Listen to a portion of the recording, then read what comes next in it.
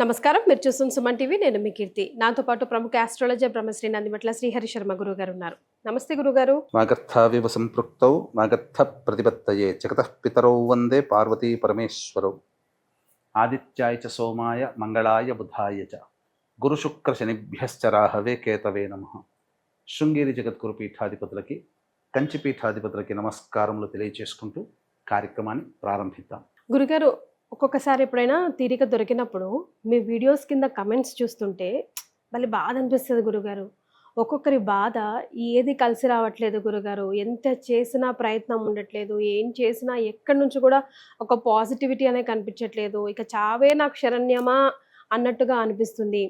ఇటు ఇంట్లో బయట ఆరోగ్యం, ఏది పిల్లలు పెద్దలు రకరకాల ప్రాబ్లమ్స్తో గురుగారు మాకు సమాధానం చెప్పండి గురుగారు, మిమ్మల్ని ఎలా కలవచ్చు, అట్లా క్వశ్చన్స్ చూస్తూ ఉంటాం. నిజంగా మనిషి పుట్టాక ప్రతి ఒక్కరు కర్మానుసారంగానే పుడతాం కాబట్టి ఎలా అయినా ఏదో ఒక బాధ అయితే ఉండే ఉంటుంది. కానీ కొంతమంది బాధ అతీతంగా అనిపిస్తుంటుంది. ఒకటి ప్రాబ్లం సాల్వ్ అయ్యిందో లేదో ఇంకో ప్రాబ్లం రెడీగా ఉన్నట్టే డోర్ తెరుచుకున్నట్టుగానే ఉంటుంది. అట్లాంటి వాళ్ళకి అసలు అలా ఎందుకు జరుగుతుంది?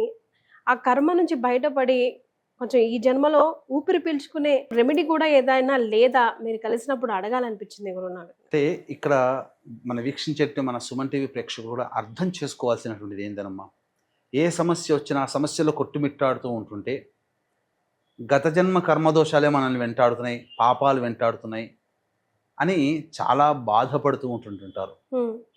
వాళ్ళు ఏ ప్రయత్నం చేసినా కానీ ఆ ప్రయత్నంలో విఫలం. పిల్లల కోసం ప్రయత్నం చేస్తుంటారు, పెళ్ళిళ్ళు కావు, ఉద్యోగాలు సరైనటువంటి చదువుకు తగ్గ ఉద్యోగాలు లభించవు, వ్యాపారంలో నష్టపోతుంటుంటారు, ఉద్యోగంలో ఎదుగుదల ఉండదు, ప్రమోషన్లు ముఖ్యంగా ఇన్ని సంవత్సరాలు చేసాం మనకు రావాల్సింది మనకు దక్కట్లేదు, అలాగే సంతానం కలక్క ఇబ్బంది పడుతూ ఉంటుంటారు, దాంపత్య సమస్యలు ఇవన్నీ కూడా ఉంటుంటాయి. ఇవన్నీ ఒక ఎత్తు అయితే అనారోగ్య సమస్యలు ఒక ఎత్తు. మనకు కర్మ సిద్ధాంతంలో మనకు సుస్పష్టముగా చెప్పినటువంటి మాట ఏంటంటే గత జన్మ కృతం పాపం వ్యాధి రూపేణ పీడితే. కాబట్టి గత జన్మ పాపాలు ఏవైతే ఉంటాయో అవి వ్యాధుల రూపంలో మనల్ని బాధ పెడతాయి. సమస్యల రూపంలో బాధ పెడుతున్న వాటికి గత జన్మ పాపాలతో కాదమ్మా లింక్. గుర్తుపెట్టుకోవాలి. ఈ సిస్టమ్ తెలియక అన్ని గత జన్మ దోషాలు, జాతక దోషాలు అని అనుకుంటారు. గత జన్మ దోషాలు ఏవి ఉన్నా, జన్మల్లో ఏవి ఉన్నా అనారోగ్యంతోనే మానవుడు బాధపడతాడు అని చెప్పి శాస్త్రం.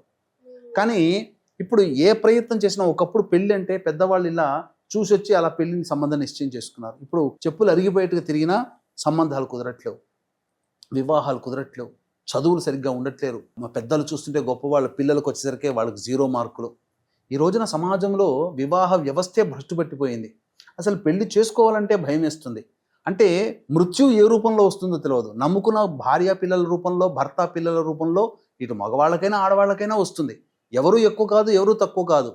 మనం మచిలీపట్నంలో చూసినటువంటి దాంట్లో భర్త భార్యని చంపుకున్నాడు అక్రమ సంబంధంతో. ఇక్కడ చూసుకుంటే హైదరాబాద్ కొన్ని ప్రాంతాల్లో భార్య అక్రమ సంబంధంతో భర్తను చంపుకుంది. అంటే ఇక్కడ ఎవరూ తక్కువ కాదు. ఎందుకు కలుగుతున్నాయి ఇలాంటి దుర్మరణాలు, ఎందుకు కలుగుతున్నాయి అని అంటే ప్రధానంగా ఆ వంశంలో ప్రతి కుటుంబంలో ఇప్పుడు అందరూ ఫేస్ చేస్తున్నటువంటిది పంచశాపాల ప్రభావము. ఇది జాతక ప్రకారంగా ఏర్పడుతుంది. గత జన్మ కాదు, మళ్ళీ చెప్తున్నాను, గత జన్మ దోషాలు ఉంటే కేవలం అనారోగ్యంతోనే బాధపడతాము. ఇది దానికి వైద్యుని రూపంలో ఖర్చు, ఆపరేషన్స్ ఇవి జరుగుతున్నాయి, అట్లా నష్టపోతాం. కానీ జాతక పరంగా ఉన్న దోషాల వల్ల మనం అనేక రకాల సమస్యలు మనం బయట ఎదుర్కొంటూ ఉంటుంటాం. ఈ పంచశాపాలు ఏంటివి? స్త్రీ శాపము, గురు శాపము, దైవ శాపము, సర్పశాపము, పితృశాపము. ఈ 5 రకాల శాపాలు ఏ జాతకంలో ఉంటాయో అవన్నీ కూడా ఆ జాతక ప్రభావం వలన ప్రధానంగా తరచూ పిల్లలకి యాక్సిడెంట్స్ గురవుతుంటుంటారు, మందులకు నయం కాని రోగాలతో బాధపడుతుంటుంటారు. ఈ శాపాల ప్రభావం వల్లనే ఇంటర్ క్యాస్ట్, ఇంటర్ రిలీజియన్ మ్యారేజ్లు జరుగుతాయి. వంశ ఉద్ధరణ జరగదు, కేవలం ఆడపిల్లలే సంతానంగా ఉంటుంటారు. నరఘోష, నరదృష్టి, చెడు ప్రయోగ బాధలు ఎక్కువగా ఉంటుంటాయి. శారీరక మానసిక లోపాలతో జన్మిస్తుంటారు పిల్లలు. అలాగే కుటుంబ సభ్యుల మధ్య అవగాహన ఉండదు, ఎవరికి వారే యమునా తీరే, ఎవరు వారు గొప్ప, ఎవరితో ఎవరు మాట్లాడుకోరు. అలాగే పెళ్ళిళ్ళు కాకుండా ఉండడం, సంతానం కలగకుండా ఉండడం, దాంపత్య సమస్యలు. ఇప్పుడు చూస్తుంటే ఒకప్పుడు 40 ఏళ్ల కిందట డైవోర్సులు లేవు, ఇప్పుడు 2, 3, 4, 5 డైవోర్సులు. విచ్చలవిడితనం ఎక్కువగా పెరుగుతుంది. పిల్లల్లో అసలు లెక్కలేనితనం పెరుగుతుంది. మనమేమో పెద్దవాళ్ళకి ఇంత అణిగి ఉన్న మన పిల్లలు ఏంటి ఇట్లా విచ్చలవిడిగా తయారైపోయారన్న బాధ కలుగుతుంది. ఇలా ఒకటా రెండా వ్యాపారంలో డబ్బులు పెట్టి ఎంత గొప్ప తెలివివంతుడైనా నష్టపోతుంటాడు. అలాగే ఉద్యోగంలో ఎంతైనా కానీ ఆ ప్రమోషన్స్ రావు. ఎంత గొప్పగా చదువుకున్నా ఉద్యోగాలు రాక ఇబ్బంది పడుతుంటుంటారు. ఇల్లు కట్టుకోవాలనే కోరిక చాలా మందికి తీరదు. డబ్బులు ఉన్నప్పుడేమో ఇల్లులు కనబడవు, ఎక్కడో చోట అప్పులు ఇచ్చో లేకపోతే బ్యాంకులో ఫిక్స్డ్ చేసో ఏదో ఒక రకంగా ఉన్నప్పుడు అప్పుడు మన ఇంటి పక్కనే కనబడుతుంటే కొనుక్కుందామని, కానీ అప్పుడు సమయానికి చేతిలో ఉండదు. అన్ని అవకాశాలు, అన్ని పనులు దగ్గర దాకా అవుతున్నట్టుగా ఉంటుంటాయి, నోటికి వచ్చి జారిపోతుంటాయి. ఇక ఇంటర్వ్యూ అయిపోయింది, 3 ఇంటర్వ్యూలు అయిపోయింది, ఇక మనకు జాబ్ అనుకుంటాం, కానీ విత్తిళ్ళలో పెడతారు, పోస్ట్ పోన్ అవుతుంది, మేము తర్వాత చెప్తామంటారు. ఇక ఊసు ఉండదు, ఏమీ ఉండదు. అలాగే ప్రతిసారి కూడా కుటుంబంలో ఏదో ఒక సందర్భంలో ఏ జన్మలో ఏం పాపం చేసినా నెత్తి నోరు కొట్టుకుంటుంటారు, కానీ ప్రయోజనం అంటూ ఉండదు. ఇవన్నీ తరచూ మన కుటుంబంలో జరుగుతున్నాయి అంటే ఈ పంచశాప ప్రభావాలు. ఈ పంచశాప ప్రభావాలు ఎలా ఏర్పడతాయి? జాతకాన్ని ప్రకారంగా మనం గమనించవచ్చు. ఎలా తెలుసుకోవచ్చు అనంటే జాతక ప్రకారము కొన్ని గ్రహాల యొక్క స్థితిగతుల ప్రకారంగా మనం తెలుసుకోవచ్చు. కాకపోతే కొంతమంది ఈ మధ్యకాలంలో జన్మించినప్పుడు జన్మకాలానికి సంబంధించి నక్షత్ర దోషాలు, నక్షత్ర గండ దోషాలు ఉన్నా అని చెప్పబడి ఉంది. కానీ ప్రస్తుతం ఏంటి, కొన్ని నక్షత్రాలు జన్మిస్తే ఈ సంబంధించినటువంటి ఈ పంచశాపాలలో ప్రధానంగా ప్రేతశాపం అనేటువంటిది ఉంది అని చెప్తుంటుంటారు. కానీ నక్షత్రాల్లో జన్మించడం కాదమ్మా. ఇప్పుడు కొన్ని చెప్పబోయేటువంటి సంఘటనలు మన కుటుంబంలో గనక ఉంటే, వీక్షించేటువంటి ప్రేక్షకుల కుటుంబంలో గనక ఉంటే ఖచ్చితంగా జాతకంతో సంబంధం లేకుండా ఈ సంబంధించినటువంటి సమస్యలతో ఈ సంబంధించినటువంటిది శాపాల ప్రభావాలతో వాళ్ళకు ఉన్నట్టే లెక్క. తండ్రి వైపు 6 తరాలు, తల్లి వైపు 3 తరాలలో దుర్మరణాలు అంటే road accident, fire accident, suicide attempt, నదిలో బావిలో పడి చనిపోవడం, ఇంట్లోంచి వెళ్ళిపోవడం, లివర్ ఫెయిల్యూర్, కిడ్నీ ఫెయిల్యూర్, క్యాన్సర్తో చనిపోవడం, అలాగే కాలసర్పదోషంలో జన్మించిన స్త్రీ హత్య, గోహత్య, బ్రాహ్మణ హత్య, పిల్లిని చంపిన, పాముని చంపిన, ఇవన్నీ కూడా ఈ సంబంధించినటువంటి పంచశాపాలకి గురయ్యే జాతకాలే. ఇంకా చెప్పాలి అనంటే పూర్తి సంబంధించినటువంటి వయస్సు అనగా 60 సంవత్సరాల లోపల ఎలాగైనా చనిపోయినా, హార్ట్ అటాక్ అయినా, మంచిగానైనా చెడుగానైనా, ఏ విధంగానైనా 60 సంవత్సరాల లోపల చనిపోతే అది దోషమే. లివర్ ఫెయిల్యూర్, కిడ్నీ ఫెయిల్యూర్, క్యాన్సర్తో చనిపోయినా, ఈ రకమైన రోగాలతో కుటుంబ సభ్యులు ఎవరైనా బాధపడుతున్నా ఈ యొక్క పంచశాపాలు ఉన్నట్టే లెక్క. అంతేకాకుండా ఇంటి పరిస్థితులను బట్టి ఈ సంబంధించినటువంటి గోడలకి క్రాక్స్ వచ్చిన, నల్లాలు మార్చిన, కొద్దిగా బొట్టుగా నీరు కారుతూ ఉంటాడు వారం తర్వాత, అలాగే చేతిలోని ఆహారం నేలపాలైన, ఎర్ర చీమల బెడద ఎక్కువగా ఉన్నా, చనిపోయిన వారు తరచూ కలలో కనిపిస్తూ ఉన్నా, అలాగే సుడిగుండంలో చిక్కుకున్నట్టు కల వచ్చిన, ఇవన్నీ కూడా ఈ పంచశాప ప్రభావాలే. కాబట్టి పంచశాప ప్రభావాలకి బెస్ట్ రెమెడీ అని అంటే గత పుష్కర కాలంగా మన పీఠం ఆధ్వర్యంలో ప్రతి నెల చేయిస్తున్నాము. ఎక్కడైనా చేయించు, భారతదేశంలో 21 క్షేత్రాలలో చేయిస్తుంటుంటారు. కాకపోతే ఒకప్పుడు డిమాండ్ లేదు కాబట్టి చక్కగా శాస్త్రీయంగా చేయించారు. ఇప్పుడు చాలామంది పులోమని వెళ్ళడం వల్ల చేయించే సమయం తక్కువైపోయింది వాళ్ళకి. అందుకని వాళ్ళు కమర్షియల్గానే చేయిస్తున్నారు. చేయించే విధానంలో మనం ఏం చేస్తున్నాం, గూగుల్లో వెతుక్కొని చెప్పి వెళ్ళిపోతున్నాం. అక్కడ మనకు సంబంధం లేని, ముక్కు మొహం తెలని వాళ్ళు ఒక ఊరికి వెళ్ళాలంటే ఆ ఊరికి ఎలా వెళ్ళాలని తెలిసిన వాళ్ళని కనుక్కొని అన్ని విషయాలు తెలుసుకొని, లేదా ఒక చీర కొనుక్కోవాలన్నా, ఒక బట్ట కొనుక్కోవాలన్నా మంచిదా కాదా, ఇంట్లోకి వస్తువులు కొనుక్కోవాలన్నా మంచివా కావా, లేదా ఇల్లు కట్టుకోవాలన్నా 10 సార్లు విచారించి మనం చేస్తాము. కానీ ఈ పంచశాప నివృత్తికి గూగుల్ని నమ్ముకుంటారు. గూగుల్ వచ్చేటువంటి క్షేత్రాలకు వెళ్ళిపోయి అక్కడ ముక్కు మొహం తెలని వాళ్ళతో చేత చేయించుకుంటారు. ఇది చాలా ప్రమాదం. రెండవ ప్రమాదం ఏంటంటే ఇప్పుడు ఆన్లైన్లో ఎక్కువగా వచ్చేసేసాయమ్మా. ఏం చేస్తున్నట్టే అది పెద్ద మోసం. ఆన్లైన్లో మీకు ప్రతిసారి ఓపెన్ చేయగానే 21 తారీఖు అమావాస్య, క్షేత్రము, మీ తరపు వాళ్ళకి సంబంధించి చేస్తున్నాం. చేసేదో ఒకే ఒక కార్యక్రమం, గోత్రనామాలు మాత్రం అందరి చదివి ఆ కార్యక్రమాన్ని 1000 మంది నమోదు చేసుకుంటే, 1000 మందికి 100 మంది నమోదు చేసుకుంటే అదే దాన్ని చేస్తున్నారు తప్ప శాస్త్రీయంగా చేయించట్లేదు. మనము తెలివి కళ్ళవాళ్ళమైన అతి తెలివితో మనం నష్టపోతున్నాము. డబ్బు తక్కువ అని పోతున్నారు. ఇప్పుడు డబ్బు తక్కువ అని చెప్పి చైనా వాడు చైనా మాల్ అమ్మితే మనం పోతామా, కొనుక్కుంటామా? అదే మరి ఇప్పుడు అదే సంబంధించి ఒక మంచి ఫోన్ కొనేటప్పుడు శాంసంగ్ 15,000కి వస్తుంది. అయితే 3,000 ఫోన్ కొనుక్కొని జేబులో పెట్టుకొని ధైర్యంగా తిరగలుగుతామా? అంటే ఎప్పుడు పేలిపోతుందో తెలియదు. అలా నాణ్యతను బట్టి కూడా ధర ఉంటుందమ్మా. కాబట్టి ఇక్కడ చాలా చౌకగా వస్తుందని చెప్పి చేయించుకుంటారు. దోషం పోదు.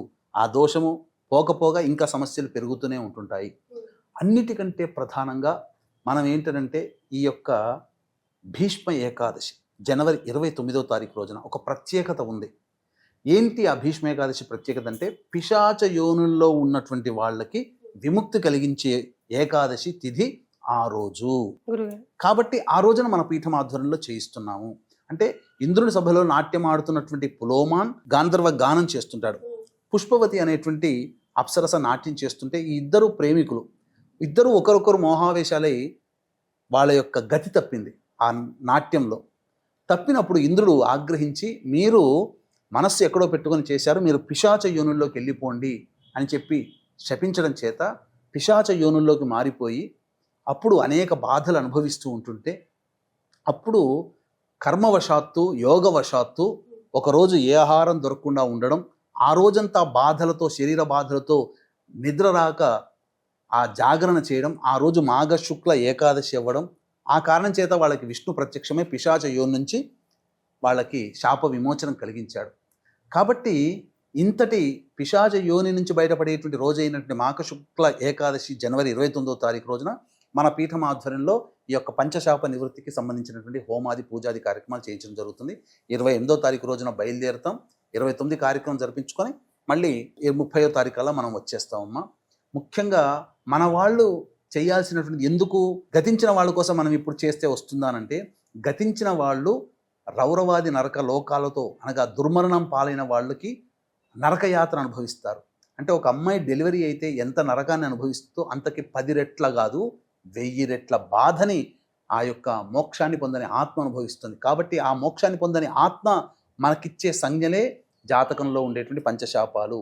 ఇకనైనా కానీ ఈ యొక్క శాప నివృత్తి కోసం బ్రాహ్మణుల దగ్గరికి వెళ్ళి చేయించుకుని ఉంటే వాళ్ళకి మోక్షాన్ని ప్రసాదించిన వాళ్ళం అవుతాం. ఎవరైతే వాళ్ళకి మోక్షాన్ని ప్రసాదించారో వాళ్ళు శుభంగా ఉండుగాక అని చెప్పి దీవిస్తారు. కాబట్టి బాధ్యత మనది. మనం పెద్దవాళ్ళు ఇచ్చినటువంటి ఆస్తులు అన్నీ కూడా ఎలా అయితే మనం వారసులం అవుతామో వాళ్ళకి కలిగినటువంటి దుస్థితి నుంచి కూడా బయట పెట్టే యోగ్యత మనము చేయాల్సిందే, మన బాధ్యత. అది గుర్తించి వీక్షించేటువంటి ప్రేక్షకులు మసలుకోవాలి. పిశాచ యోని నుంచి బయటపడే మోక్ష ఏకాదశి అయినటువంటిది భీష్మ ఏకాదశి. కాబట్టి మీ కుటుంబంలో దుర్మరణం పాలై వ్యక్తుల యొక్క ఆత్మని మోక్షాన్ని ప్రసాదించే ప్రక్రియ ఈ యొక్క కార్యక్రమంలో చేయడం ద్వారా తప్పకుండా వాళ్ళ కుటుంబంలో అన్ని సుఖ సంతోషాదులు ఈ కార్యక్రమం తదనంతరం సంవత్సరం లోపల జరిగితే వాళ్ళ సంకల్పం నెరవేరుతుంది. వివాహాలు అవుతాయి, ఇల్లు కట్టుకుంటారు, రిజిస్ట్రేషన్లు అవుతాయి. అనుకున్న సంకల్పాలన్నీ మెల్లమెల్లగా అన్ని నివారణ అయిపోయి ముఖ్యంగా ఒక బరువు ఏదో ఒక టెన్షన్ అనేటువంటిది మన శరీరం నుంచి బయటపోతుంది అని భావిస్తారమ్మా. ఇప్పటి వరకు ఎన్నో చేసి ఉంటారు. వన్ లాస్ట్ టైం గురువుగారు మాటగా ఈ ఒక్క ప్రయత్నం కూడా చేసి చూడండి. చెప్పలేం, కర్మ ఏది కూడా చేయనీయదు కదా గురుగారు. ఒక మంచి బాటలో వెళ్దామన్నా వెయ్యకుండా లాగుతుంది. ఇది వెనక్కి లాగుతుంది. మనం చేద్దాం అనుకున్నా కానీ వెనక్కి లాగుతుంది అంటే ఆ కర్మబంధం అట్లా ఉంటుంది. జాతకాలకి గత జన్మ కర్మబంధం కంటే జాతకంలో ఉండే ఈ దోషాలే మానవుణ్ణి సమస్యల వలయంలో చిక్కుకుని చేస్తాయమ్మా. మరి ఈ ఫోన్ కాల్ ఎత్తండి, కింద కనిపిస్తున్న నంబర్కి కాల్ చేయండి. లాస్ట్గా ఈ యొక్క ప్రయత్నం చేసి చూడండి. జీవితంలో ఎలాంటి మార్పులు, చిన్న మార్పులు మీకు కనిపించినా సంతోషమే కదండి. ఆ ఆశతో మరింత జీవితాన్ని ముందుకు నెట్టేయచ్చు. అంతే కదా గురుగారు? అంతేనమ్మా. చాలా సంతోషం అండి. ధన్యవాదాలు. సర్వం శ్రీ ఉమామహేశ్వర పరబ్రహ్మార్పణమస్తు.